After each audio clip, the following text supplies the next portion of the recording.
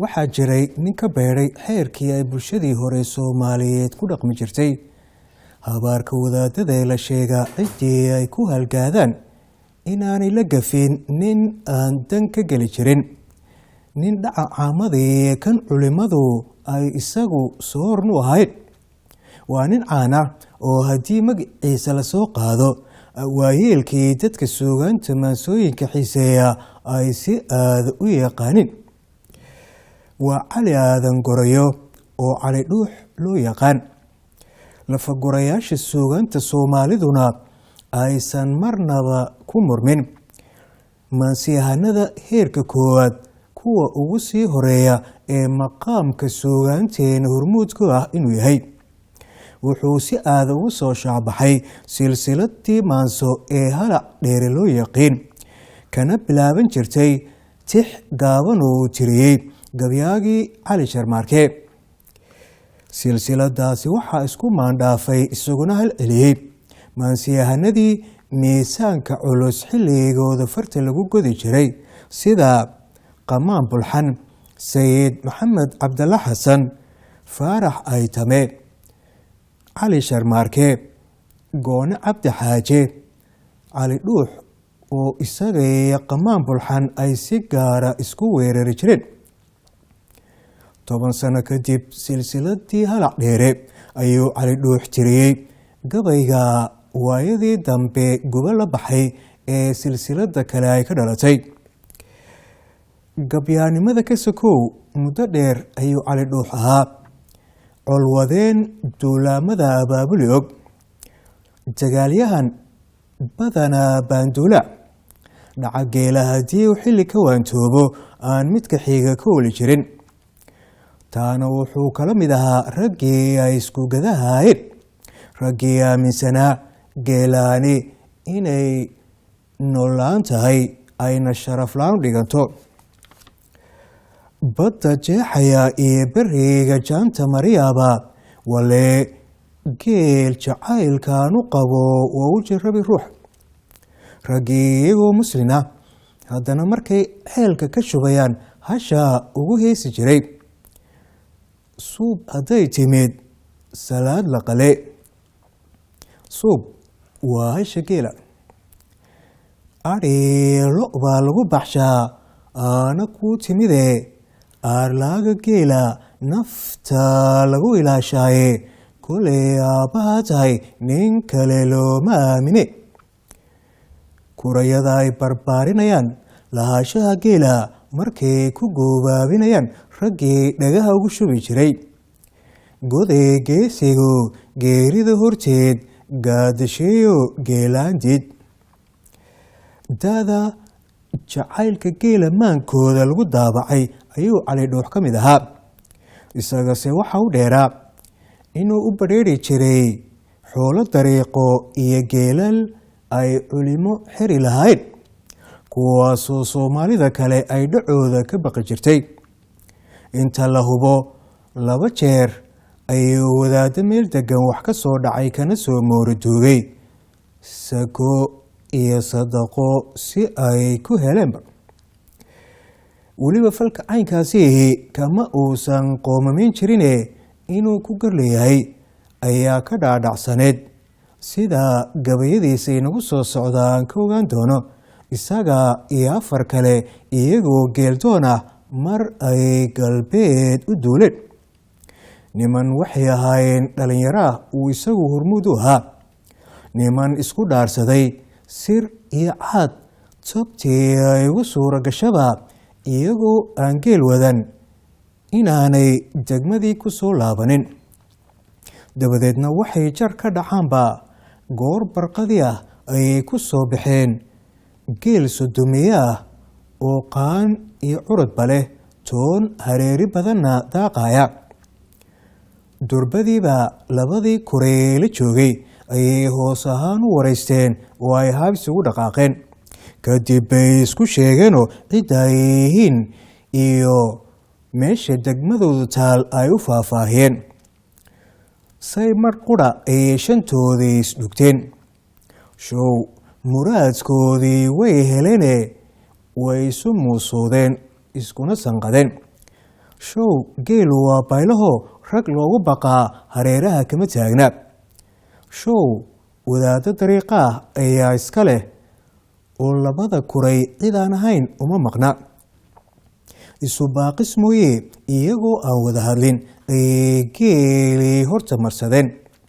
ileen raacdo ka daba timaada kama aysan baqayne bunyar bay si yar xarakoodeen. dabadeedna sidii ay hidiqiskaasi ugu wadeen ayay geelii la cidgaleen.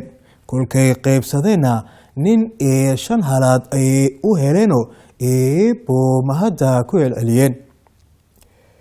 dhowr cisho kadib ayaa halkuu deganaa waxaa Cali Dhuux ugu yimid qaar ka mida wadaadadii geel lahaa. inuu u celiyo xoolahoodii ayay ka durhaanteen. wax walbo islahaayeen waad ku qancin kartaan ayay codsigoodii ku ladheen. hase ahaatee Cali waa ugu soo loodsami waayey. hadba wadaadkii u weynaa ayaa kitaab la soo baxa isagoo ka soo daliilinaya aayadaha iyo xadiisyada tilmaamaya dhaca xoolaha muslinkii ee dhabxumada laga dhaxlo. maalmo idil ayay halkaasi ku sugnaayeen, marna digri qabsanayeen, marna Cali kooxdiisa wacdiyeen. kadibna wuxuun qalbi jilaac ah ayaa 4tii kale qalbigoodii ku soo dhacay markii ay hayn waayeen tusbaxyadii, kutubyadii, ubooyinkii iyo akhriskii qur-aanka oo intay u toosaan wadaadadu ilaa habeen barhkii ku dheeraysanayeen. waxaasoo idilse Cali Dhuux ma saamaynin, waxna kama doorinin. tashigiisii ahaa wadaad kasta ha lahaadee inaanu geelaasi tuloodna uusan ka bixin. dabadeedna maalintii u dambeysay quusinayay ayuu gebiyey.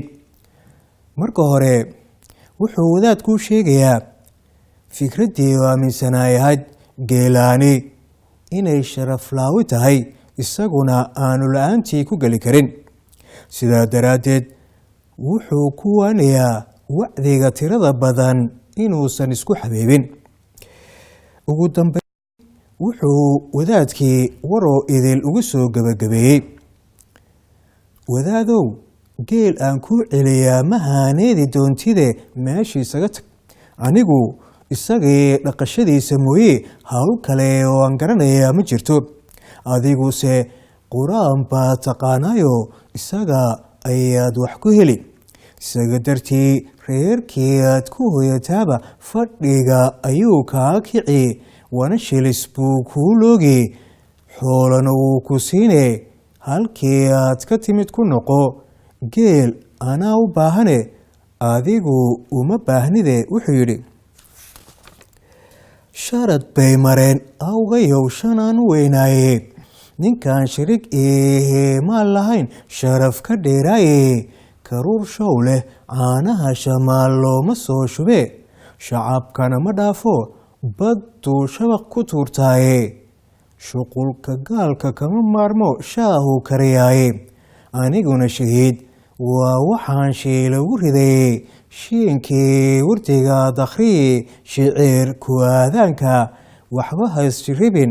waan arkaa sheekh inaad tahay. sheeb waalan iyo wiil yar baa shaac idiin naqee. 5 haddaan ka helay maalintii shaaxin shirigteeda. caanaha haruubkan shaqladay sheeme laga buuxshay. shukraa noqo shaxaan dhigtay oo shalaqsa mooyaane.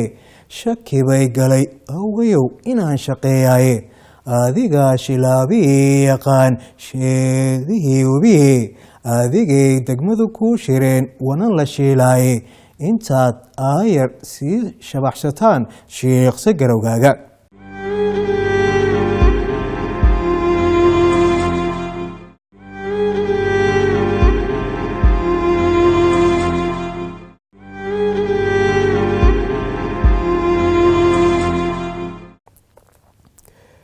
runtii la yaab ma lahayn oo geela kala qaadaa waxay ka mid ahayd hiddihii lagu yaqiin soomaalidii xilligaa nooleed. sidaa daraaddeed marnaba wixii Cali Dhuux lagu qoonsaday duulaankii geel qaadista ma ahayne waxay ahayd inuu ka soo qaaday wadaaddo xera iyo dariiqo diineed oo badanaa bulshadii waayadaasi xoolahooda ay ka caaganaan jirtay. agaarka Buuhoodle ayuu Cali Dhuux ku dhashay gugii Gobaysana la baxay 1865. sida isaga qudhiisa laga warina laba habeen oo isxiga ayay isaga iyo Sayid Maxamed dhasheen. jilib hoosaadkii sayidka reer abtigu ahaa ayuu ka dhashay. sidaa daraaddeed wuxuu ka mid ahaa beryihii horeba dhalinyaradii deegaanka ee dhaqdhaqaaqii daraawiisheed ku biirtay.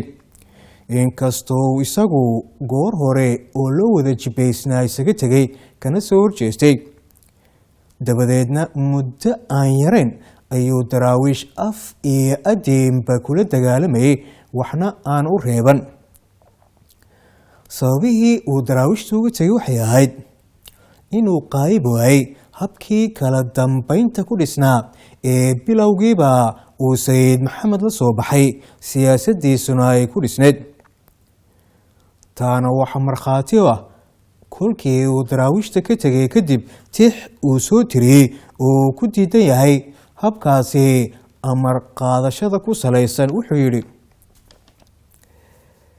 teeriga raggii lalama dhaco toogashana waaye, tiiraanye kuma seexano iyo taaha caydhine, hadalkii la toogaysan jiray waan ka toganahay, ninna iima taliyo oo anaa tayda ku meel mare. Cali Dhuux oo ahaa gabyaaf maalah maansana aan laga badin ayaa wuxuu tirin jiray tixo wax ka sheeg miidhan oo uu sayidkii daraawiishta ku baabiinayo kuna weysiinayo taageeradii bulshada, gaar ahaan laftii uu isagu ku abtirsanayay. dhabtii tixahaasi si weyn bay waxay lagu geysteen magacii daraawiishta iyo haybidii hogaamiyaheedaba. dhinaca kale marka laga eego, waa sababtii xidigiisii hal abuurnimo cirka sare ku shareertay, suurto gelisayna inuu si degdeg u noqdo gabyaa caan ah oo Soomaaliyo idil taqaan. waxaa Cali Dhuux ka dhaadhici lahayd wadaad qoladii uu ka dhashay aanay webi Shabeelle ka sokaynin, inuu nugaal ka taliyo, uu weliba jifadii uu isagu ahaa intuu ciidan ka qorto uu qaar xujeeyo, qaar dilo, qaar kalena intuu fagaaro soo taago uu jeedal ku xukumo. wuxuuse ugu daraa markii ay daraawiishi jabtay ee uu ku oran jiray: waa lagu digtaa duul hadduu ku daraan jire, daaduunku Maxamed qabo waan ku diirsadee, baldayay wadaadkii wakaasii dabayshade. tixa caynkaas oo fara badan ayuu had iyo jeer daraawiish u soo marin jiray. sayidka qudhiisa kuwo aan ka shiiqin amaba kaba sii daran ayuu kaga jawaabi jiray oo waatuu isna lahaa: adiguna abbaanow midgaan uraya sooma ihid, soo kii ilaahay nacee eyga qalmaahid.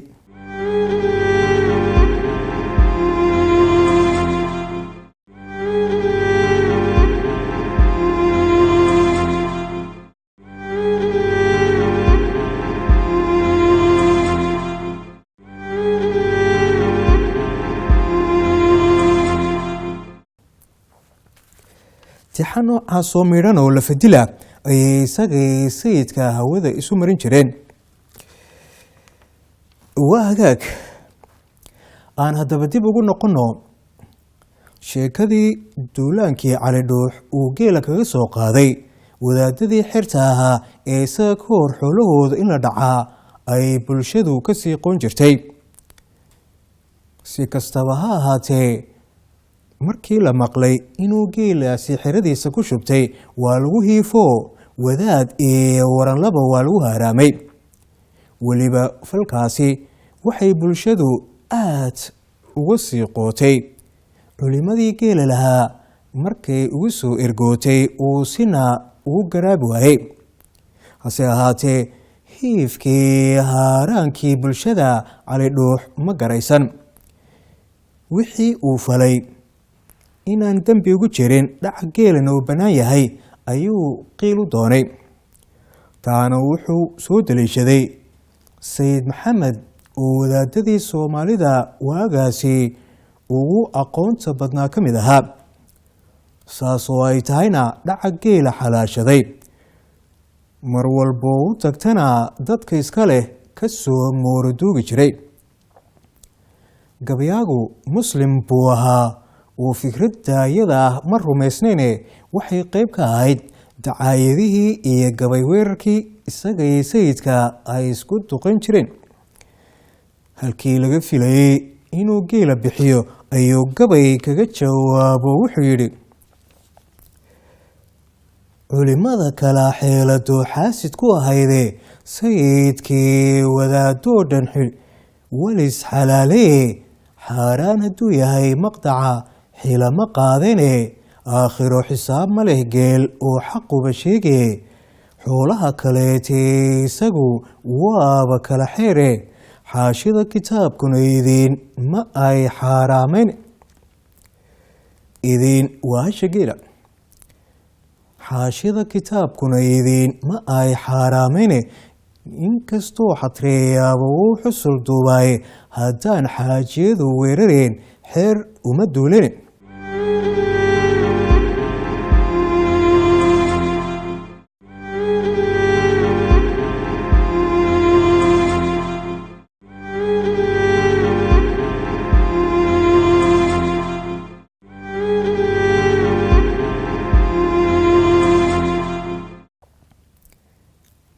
wadaadadii geela lahaa sidaasi kumaysan samrine dib ayay cali ugu soo noqdeen iyagoo moogaan wataa sheekh caan ah oo xaaji axmed la oran jiray.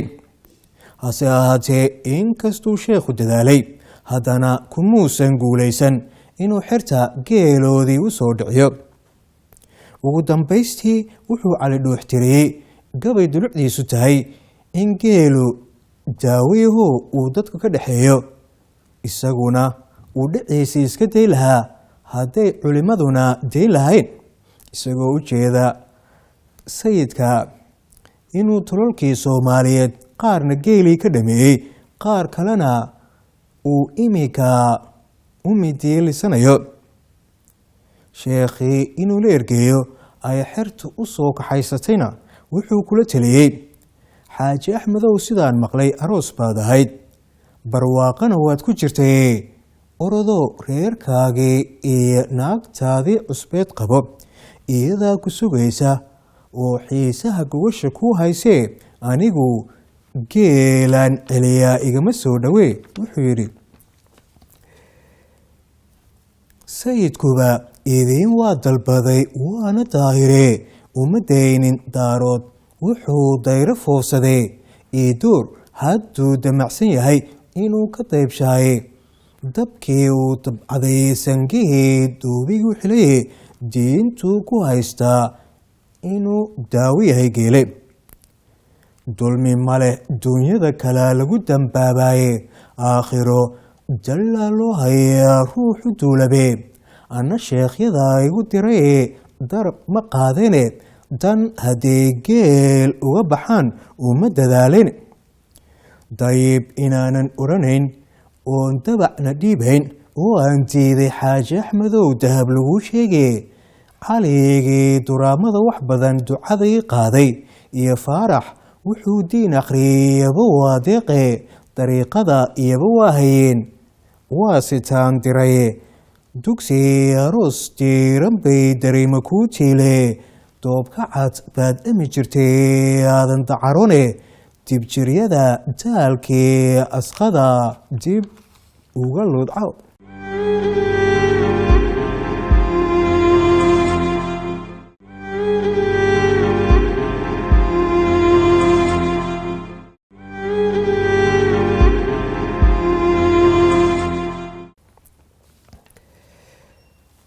noloshiisii inteedii badnayd gabyaagii caanka ahaa ee cali dhuux wuxuu qabay haweeney la oran jiray mihiye cali ibraahim.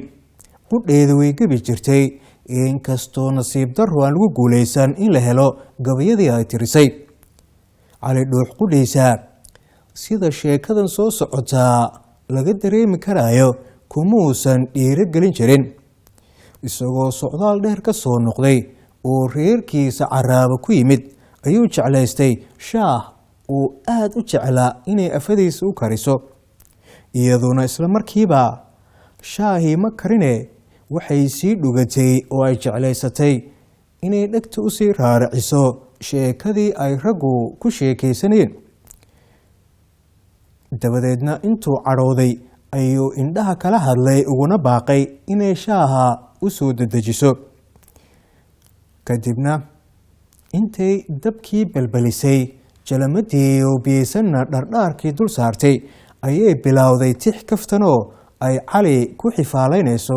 waxay tiri, kaftami maayo cali aadanoo koob yar loo shubine, kalwin maayo haasaawahe wayskambalayaaye, kurta intaan seef iiga jarin maan u kulle. shaahii markii la cabeeyey oo ay isku keliyoobeen ayuu ku yidhi, kol dhow tixdii aad tirisay bal ku soo celi. intay dhagafudeedkiisa la yaabtay tiri, oo caliyow horta may maqlaysay, ayay 3 meeris ugu soo celisay iyadoo haba yaraatee aan wax balaayaa ka filanayn. hadday la ahayd inuu u qoslo oo u dhoola caddeeyo, dabadeedna kaftan iyo haasaawi isaga qaato, mihiye cali way mala habowday. wuxuu ahaa nin colaad maanso ay rag badani ka dhaxaysay. wuxuu u qaatay inay ka hiiliso raggii ay isku dabi jireen u irda bixisay. bal male sayid maxamed iyo raggii kale ee colaadda baani ka dhaxaysay hadday tixdaasi maalintaasi maqlahayn. dhaaxuu ka gaashaantay hunguri iyo cuno jacayl inta loogu soo gabado sidii halac dheere loogu gabiye maantuuse dabin u galay. haddii tixda mihiye cali intay shaacdo 4 koonee jahada lagaga haasaawo. dabadeed gabay aan kaftankeedii u dhigmin oo ay cadho ka soo saartay ayuu kaga jawaabay. meel aan hadalku joogin ayuu gaadhsiiyey. wuxuu ku hanjabay haddii ay mar kale gabay ku maagto ama tixdii ay tirisay uu qof kale ka maqlo inuu furi doono. wuxuu ugu hanjabay iyadoo garoob carmala inay reer aabbaheed oo caydha ay u hoyan doonto, sidaana ay ku waayi doonto barwaaqadii raaxada gogosha habeenkii ah oo ay isaga agtiisa ku haysato. wuxuu yidhi, waxaad maqashay miirihii guglaha miro ku yaaliine inaad mihirta muursataad mihindisaysaaye, ogaadeena moohaar ku shubay muhuuradiisiiye, mooyaa ku ciyey reerahaad magac wadaagtaane, 3deedii naag loogu maray waa madowdahay, in muraayadeedii jabtay baan marag u haystaaye, miiskeedu waa inuu carmali magac ku yeedhaaye, iga maarso iyaan ina calay kuugu malaqsiine. inkastay ahayd tix ku culus oo qof dumar ah oo weliba muddo badan ay wada joogeen uu qabay, haddana mihiye cali tixdaasi maysan cabsi gelin. waxay ahayd naag dhiiranoo geesinimo raganimo ku darsatay. intay isagii qaamaysay ayay weliba daalac u sii raacday. waxay ku calaacashay markeedii horeba inuu fudayd iyo baylah ku helay. yarad wixii ay mudnaydna uusan haba yaraatee kaga bixin. haatana 3da uu sheegayo hadday dibnihiisa soo dhaafto jaantaan rogi, reerahayga kolkaan u tagana sidii boqorad baan lay soo dhoweyn, inta baan iyo durbaana lay tumaa lay dabaaldegi. dabadeedna ficil daraaddeed nin inadeerkay ah intuu isoo doonto oo 100 halaad iyo banaatiikh iga baxsho ayaa lay meherin. dabadeedna hortaada laygula aqalgeli. waxay tidhi, caliyow bahday kala cuslaa anigu buurtaase, sidaad galab yar ii baacsateen baylah baan ahaye, bilaash baad isaga kee heshay layma baayicine, baanbaa lay tumi sidii baashi soo degay walaalkayna 100 baa la siin iyo banaatiikhe badbaada alla cali aadan oo isbedelayay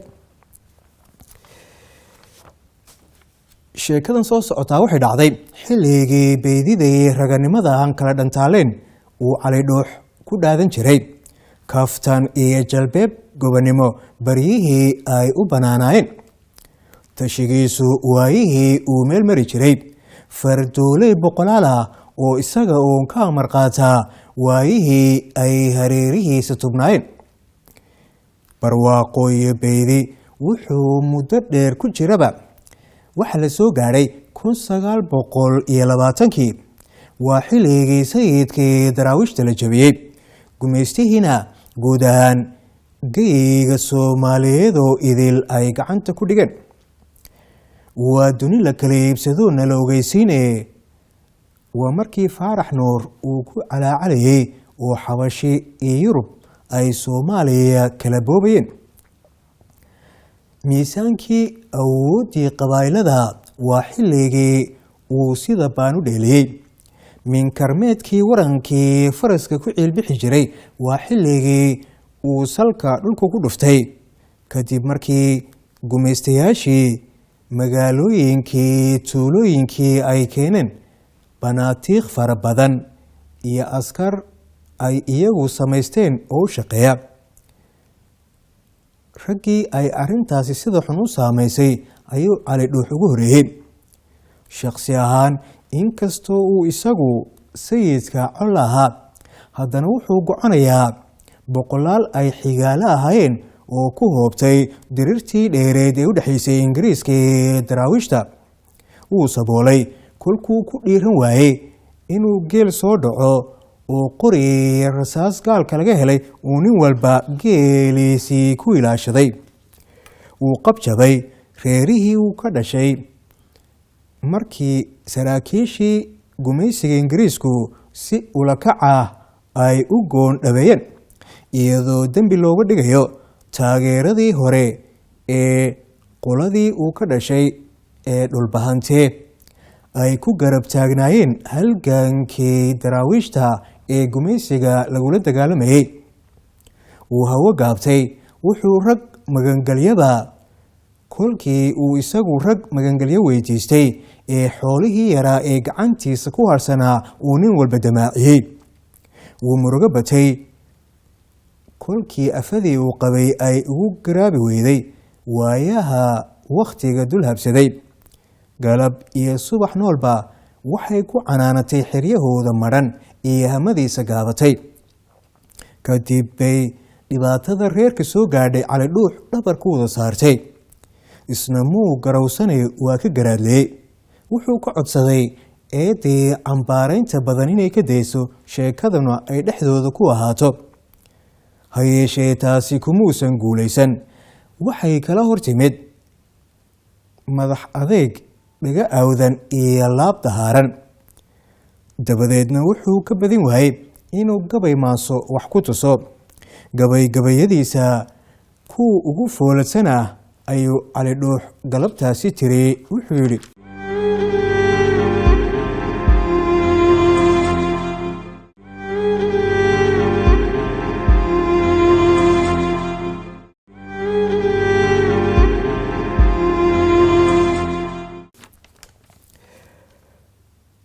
qurmis iyo qaroor weyneelaha qaansoole qowraha ka baxay tuurwareen qararabaasheeda qaaraha mareerkii lahaa quruxdii reen weyne qodi dhagaxle quuriga iyo toban qalaalkeeda qotoonkii amayskii kobtaan qada ku beerinay nimankii khusuusiga ahaa qodob madaajaane qaandhaawihii kuma lisaan qama cajiilaale qarab buuxa aadaan qafilan qabaxsan mahayaane qiyaas caanaheeda oo dhanaan kuma quraacdaane qol dugsoon intay jiibsadaan qabay ma fuudaane qaryad gabadha qaalida haween lama qadeeyaan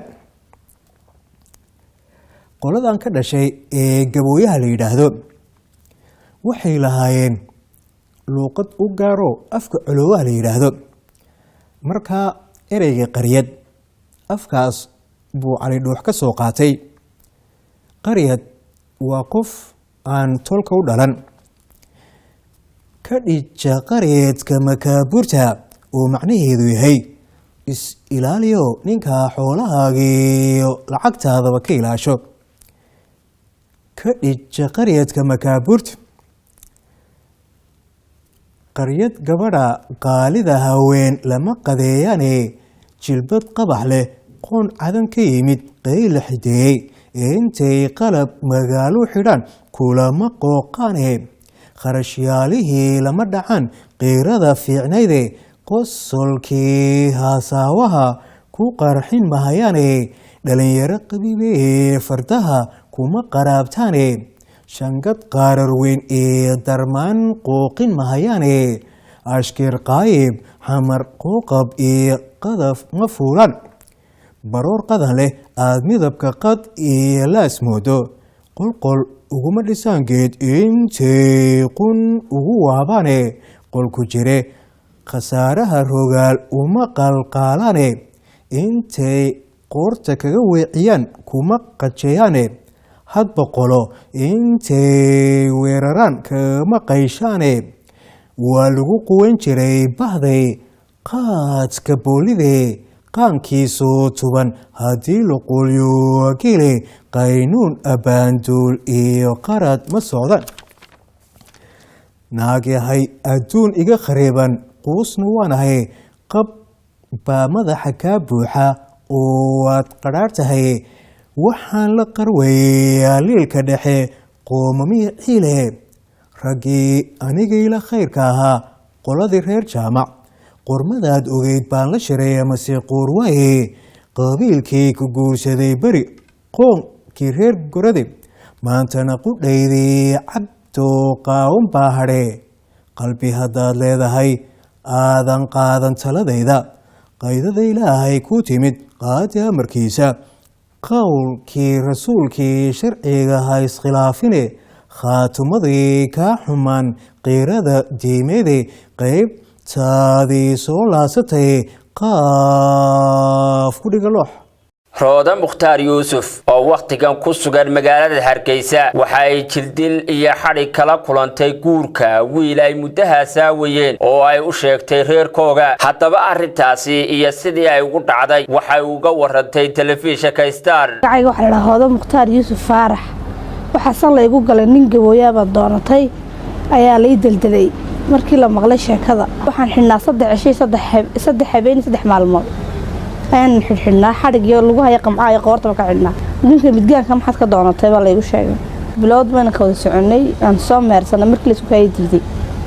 ninka waxaan leeyahay walaa ilaahay hay gargaaro caafimaad sare aan ilaahay waan weydiisanayaa ilaahayna hayla garab galo. dhinaca kale telefishinka Star waxa la hadlay aabaha dhalay wiilkani ay arrintani ku dhacday. inanka gabadha ay iskuursadeen baa dhalay markii aan ogaaday inay soo meersadaan isqabaana aabaheed baan u tagay adigu soo ducaysid baan lahaa moogta oo tiraawalmadii ciyaalkii istorteen yaan isku ducayno tii la muusugin bee oo igu bilaabay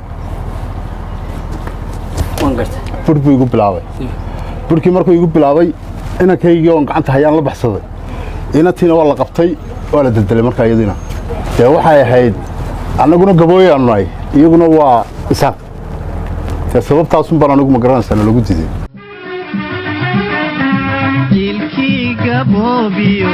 ilkii gaboobiyo caadadii u geysay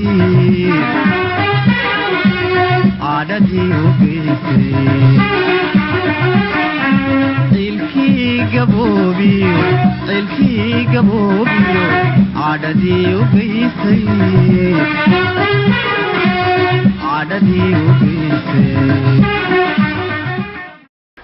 horta marka ugu horeysa waxa fiican in la dhaleeceeyo dhaqanka noocaas oo sida ugu adag ee loo dhaleeceyn karo in la dhaleeceeyo oo waliba la xisaabtamo nimanka doonaya inay dalkan ay yihiin madax yihiin iyo kuwa doonaya inay bari madax noqdaanba waxa doon qofka hadaadane iyo booliiska Soomaaliland ba dhacdadan horta waa ku ceeb waa in la dhaleeceeyo oo ay dhacdadan waxa dhowr 3 jeer in ka badan bay dambi tahay mar waxay dambi ku tahay waxa weeyaan qoorsigan hayb sooca oo diiniyan aan meel la ka soo gelin mar labaad waxa dambi ku tahay gacan ka hadal baa dhacay mar saddexaadna waxa dhacday afduub baa dhacay waxa weeyaan afduubka inantii ayaa la afduubay qoyskeeda afduubay meelna ku xidhay sida muuqaalada aynu ka aragnayna dee nabarraa loo geystay marka waxa weeyaan arrintani runaantii waxa weeyaan horta waa arrin sharaf dhac ku ah reer Somaliland fool xumo ku ah hadday reer Somaliland wax kale ka sheekeynayaan iyaga inoo sheegi doona marka waxa maanta suurtageliyay in ummaddu ay aragto muuqaalka foosha xun ee gabadha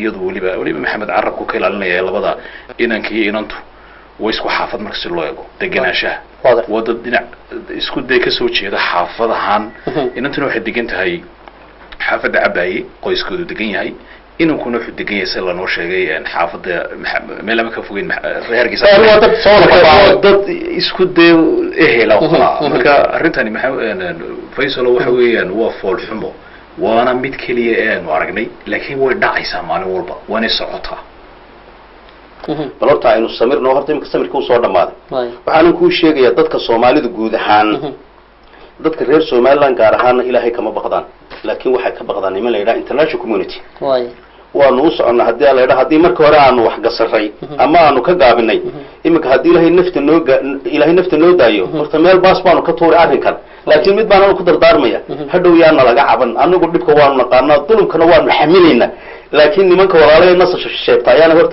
sheegtayaan horta hadhow caban arrintani dhiig bay noqotay oo si laakayno aabihii dhalay wiilka gacanta dhaawac baa ka gaarsanaa isagoo markaa warbaahinta laftiisu la hadlayna aad buu u cawday ilaa iyo hadda action ama ficil xagga dawladda ku saabsan oo dadkii cabanayay ee dhinaca ka soo jeeday xitaa wax gartii galay saa moogaba ka dhawaajiyay warbaahinta soo galay haba yarta ma hayno dhaawac meel ka Soomaaliland waxay dhaawac u dhaafsantay waa sharaf dhacweeyaan waa karaamo dhacweeyaan anigu waxaan aaminsanahay mas'uulka sare ee booliisku shaqada uu qabanaya maxay tahay waxaan ku sheegayaa in dad badan ay dadaalayaan ururo badan soo socdaan oo looyaro fiican soo wadna hadii la yiraahdo hadii alla loo qadaro Soomaaliland oo maxkamadda hegmar la tagi baan ayaan rajaynayaa bal cidda annaka naga xarimaysa inaynu hablaheenu ay iskuursadaan iyo inamadeennu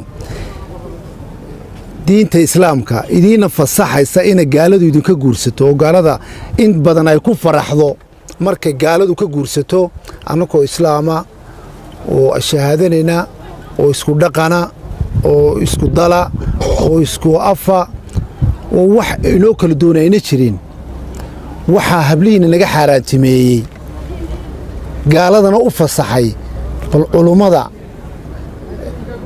reer Somaliland ama culummada Soomaalida ama culummada caalamkuba bal arrintaas waa nooga soo jawaabaan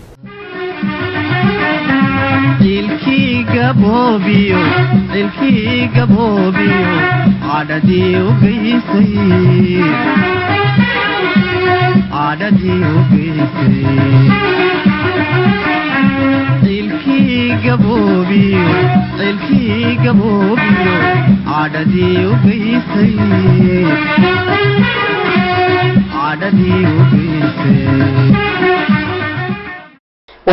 mooge dhacdooyinkii ugu dambeeyay iyo xidhiidho badan la sameysay arrimahan reerkii marka qaarkood waxaana soo gaaraya inay kaba baxeenba magaalada Hargeysa oo ayna deganeen ama ay ka baxeen si kala daan u dhigo maxaad walaal ruuy arkaas uu jiraa waana ka baxeen Somaliland way ka baxeen marka wiilkii iyo familkiisa laakiin imika waqtigan xaadirka meesha ku sugan yihiin ma sheegayo for safety reason amaanka dartii baan u sheegay laakiin anigu waan ogahay meesha joogaan haddii soo horta cid qaxayso ay wadan ka baxayso cidii gacan ku dhiig lahayd ee dhibkan geysatay ayay ahayd inay qaxdo laakiin ninkii markiisii horeba itaalka daraa ayuunba baxayo Soomaalidu waxay tiraahdaa miskiin ba miska la fuula leh marka waa run weey arrinkaasi dadkii way baxeen 8 qof bay ku baxeen oo way ka baxeen Somaliland waxa ka xiyina waa duruuf weey laakiin saas marka arrinkaas ay jirtay way ka maqan wadanka way ka baxeen way dadkii deegaanka ahaa ee Cabdullaahi dhibtaasi soo gaadhay cadaalad darro ay ka tirsanayaan iyo cabsi iyo cagajugleyn kale oo xagga booliska hadii ay wadankii ay saa u taxeen dadkii dariska ahaa culimadii indheergaradkii aqoonyahankii waxaan fahmi karaa maxaa la gudboon waxa waxay tahay nasiib darro tahay hadii maanta sida Maxamed sheegay dhibanihii uu baxsanayo qaxayo xornimadan iyo waxaan u dabaaldegaysa Soomaaliland la sheegay 18 May baan u dabaaldegay waliba waxaan aad uga xumahay inuu sheegay xilliga la ninka odayga ee arooska ahaadee la xiray soo dacwooday saldhigga daloodho sida Maxamed inoo sheegay inkastoo dhinaca booliiska inaan wali ka xaqiijinin dhacdo ay jirto in maalintii 18 May lafteeda dulmigani dhacayay horta Soomaaliland ma sharci dhac u tahay dadka Soomaaliland daawanay xalaqay inay isweydiinayaan maxay san ugu hadlayna wax xaqiiqo jirta waxay u baahan tahay dadka Soomaaliland inay isla hadlaan oo muraayad isku eegaan maanta waa sharaf dhac weyn inay qaxaan sideeda qof u sheegay Maxamed muwaadiniina waliba tuumaya halkay u qaxayaan oo ogahay oo ay kaga nabdoon yihiin ama kaga furfuran yihiin oo dareemaya meesha tahay oo arabkeedana ma garan karno laakiin haddana nimanka Soomaaliland ka baxay ee meel kala tagay qoyskaas arrinta u baxay ومواطنين waxay xaq waxay waajib ku tahay dawladda Siiraayo Axmed Maxamed Siiraayo dawladeeda wasiirka arrimaha gudaha wasiirka amniga wasiirka maxaan ku leeyahay cadaaladda wasiirka diinta iyo waqaafta waxay soo hosgelaysaa arrinkoodani intaasoo wasaaradood oo intaasoo qadiyadood baa dhacday oo noocan oo kala ah oo inaan yeelan istoontay ah oo sifadii sharciga hadla maray oo dadkii lacayn kala maray oo dhib iyo magaranaysa masaa'ib ka dhacay wax ka xumaaday oo ka damqaday oo ka hadlay oo ummadda uga degana maan arag culimada dad ka qabatay maan arag ciidanka ka dhiidhiyay maan arag maxkamadda ka dhiidhiyay maan arag dawlad ka dhiidhiyay maan arag cid maan arag intaaba samir iyo dulqaad baan ku waday oo bulshada iska magaranaysa dad ku celcelinaysa waxaan laga daayo أنا waxaan u soo jeedinayaa bulshada aan ka soo jeeday ee gabooyo meel kasta ku dhaqan tahay warnamaya dulmiga noocan ah wuu farabatay oo tacadiga waa farabatay oo dhibka waa inagu farabatay waxaan iska dul qaadi karnaana Soomaalidu waxay tiraahdaa gobonnimadu waa geed ku baxa dhiiga ragga arinkan waa arin aad iyo aad u xasaasi oo khatar weey inaan baastoonay waa laba qof oo muslimiina waa laba qof oo shahaadanaya waa laba qof oo Soomaaliland dar waa laba qof oo meel ku wada barbaaray waa laba qof oo isirkoodii la garanay meesha ka soo jeedaan aabahood baa u tagay aabihii su'aashii labaadii ku soo celiyay waa inuu gacanna ka jabiyo dhabaxana ku sameeyo dawladdu loo ashtakoodina ay waxba ka qaban weydi khafeetadii buu sitaa war waxaan oo kale wax loo dul qaadan kara ma wax la aamini kara ma harin runtii anu arka noocan oo kala runtii uma arko arin ku dhamaanaya inaan mar walba ka cabano oo aan ka qaylnay waxaan u baahanay ficil baan u baahanay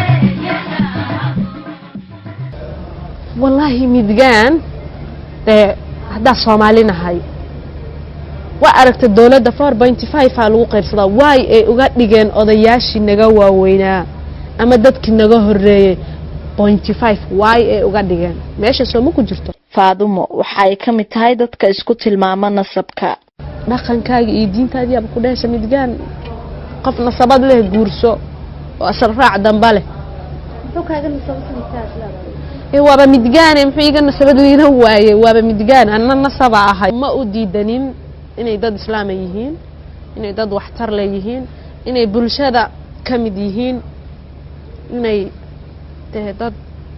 dadka kamida oo Soomaaliya inay yihiin ma u diidanin haddana dhaqankii Soomaaliyeed baan oo diidaya inaan midgaan guursado gabadh rag qabiilkiina kamid ah haduu guursado waryo iyay ahayd bay ku leeyihiin iyay ahayd yu guursan laha gabadh shahaadada kula wadaagta oo diinta kula wadaagta oo diintii Nabi Maxamed haysata yu guursaday gabadhan ma dadkaagii bay dishay meelkalkii ehelkaagii bay dhamaysay ma xoolahaagii bay dhacday magacay ka dhimanayaan fiiri Allah waa midgaan bay ku leeyihiin naag xunta ah ee xijaabka xidhan ee shaqada iska dhigaysa inta laga soo duubo nayuuska waa midgaan bay tiraha iyo anigu ma isku darajaanahay dhaqankaaga iyo diintaadii aad ku dhashay midgaan qof nasabad leh guurso oo asal raac damba leh wuxuu kaaga nasabsantaa waaba midgaan muxuu iga nasabad weeyna waaye waaba midgaan anna nasaba ahay naya dhageyso darajada lagu kala weyn yahay waa diinta Allah naga mana diin badiside diinta aad haysataan oo haysanaa ashhadu la ilaaha illa Allah muhammad rasuulullah atrahan dhahna na awoodana dheertaay na sagaalkad ku dhalataan ku dhalanay adduunyadan galgaladkii gaafahana suwado ragba gooxun weligii gebageba fariisay adduunyadan galgaladkii gaafahana suwado ragba gooxun weligii gebageba fariisay inkastoo lagaado laga gacan sareeyo inkastoo lagaado laga gacan sareeyo gesigu maliice gesigu maliice قمي ما يروحي قوبا قودي سحدي قمي ما يروحي قوبا قودي سحدي قاريا من كذا قاريا من كذا يا قيان الشعيل قوشود يغانا قوشود يغانا قلان قولي قفي برتي سدري قم حدي قبرت هاي انا جي سدري قم قلان قولي قفي برتي سدري قم حدي قبرت هاي انا جي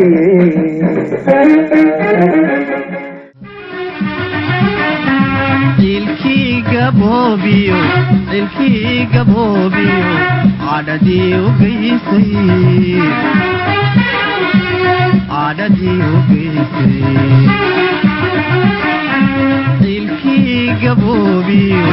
ilkii gaboobiyo cadhadii u geysay cadhadii u geysay